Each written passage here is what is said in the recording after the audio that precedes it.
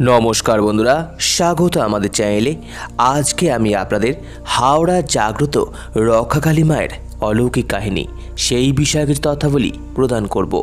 সম্পূর্ণ তথ্যটি সংগ্রহ করা আপনাদের কাছে অনুরোধ, ভিডিওটি আপনারা সম্পূর্ণ দেখুন। অনেক কাল আগের কথা, সেই সময় কাটাপুকুর এলাকায় মঠবাগান ছিল একটি গ্রাম।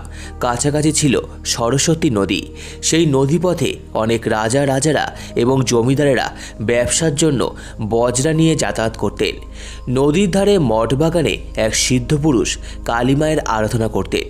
কথিত আছে, একবার এক মুসলমান জমিদার ওই সিদ্ধ পুরুষকে জানান তিনি কুষ্ঠরোগী, সেই রোগ থেকে মুক্তি পেতে চান।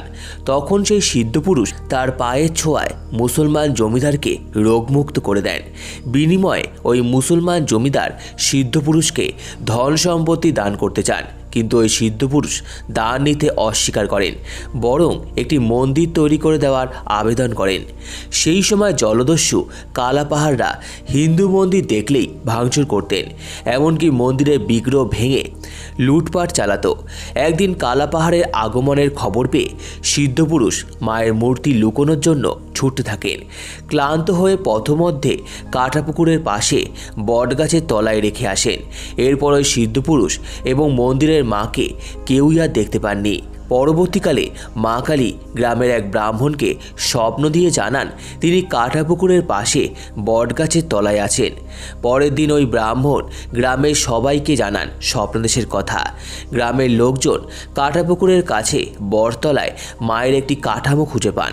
সেটি তুলে এনে মূর্তি করে পুজো করেন এবং সেই রাতে বিসর্জন দেন। ওই বেদিতে গ্রামের মহিলারা প্রতিদিন প্রদীপ জ্বালিয়ে আসতেন। ওই এলাকার শ্যামচরণ বাদুড়ি রোজ কাজে যাওয়ার আগে আর ফেরার পথে মায়ের বেদিতে প্রণাম করতেন।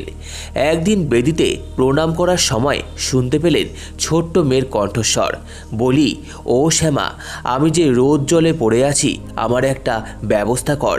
পিছনে ফিরে আর কাউকে দেখতে পাননি তিনি। মায়ের বেদিটি যেখানে ছিল সেটা চক্রবর্তী পরিবারের জমি। শ্যামাচরণ তৎক্ষণাৎ চক্রবর্তী পরিবারকে সব কথা জানালেন। তিনি এও বলেন ওই জমি কিনে মায়ের জন্য ঠাকুর দালান তৈরি করতে চান। আটচালা তৈরি হলো। গ্রামবাসীরা ঘটা করে মায়ের পুজো শুরু করলেন।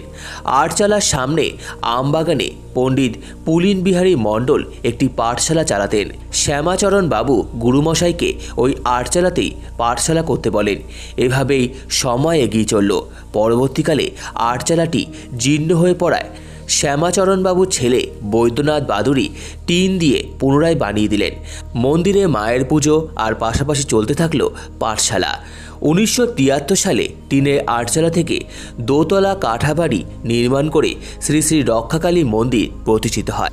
বর্তমানে মন্দিরটি কমিটির কর্মাধ্যক্ষ অজিত কুমার ঘোষ জানান, সেই আটচালা থেকে ঠাকুর দালান এবং পাঠশালা থেকে প্রাইমারি স্কুল হয়ে ওঠার পেছনে অনেক মানুষের আবেগ এবং সহচর্য জড়িয়ে আছে। জন্মলগ্ন থেকে তাদের পরিবার ওতপ্রোতভাবে জড়িয়ে থাকলেও তারা কোনোদিন কর্তৃত্ব করেননি। এই মন্দিরের অনেক কাহিনী আছে যা তিনি শুনে এসেছেন পূর্বপুরুষদের কাছ থেকে। তারা হলেন শরৎচন্দ্র মুখার্জি, নন্দলাল মুখার্জি, বিজয় মুখার্জি, সঞ্জয় চক্রবর্তী, জিতেন গাঙ্গুলি প্রমুখ। প্রতি বছর বৈশাখ মাসের শুক্লপক্ষের শনিবারে রক্ষাকালী মায়ের পুজো হয়। হাজার হাজার ভক্ত মাকে দর্শন করতে আসেন এবং পুজো দেন।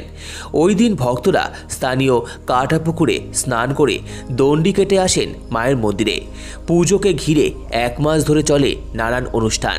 তার মধ্যে অন্যতম অন্নকূট উৎসবও হয়। কয়েক হাজার মানুষ প্রসাদ গ্রহণ করেন। তো আমার এই ভিডিওটি ভালো লেগে থাকলে অবশ্যই লাইক করুন, আমাদের চ্যানেলকে সাবস্ক্রাইব করুন, শেয়ার করুন, কমেন্ট করুন এবং ধন্যবাদ।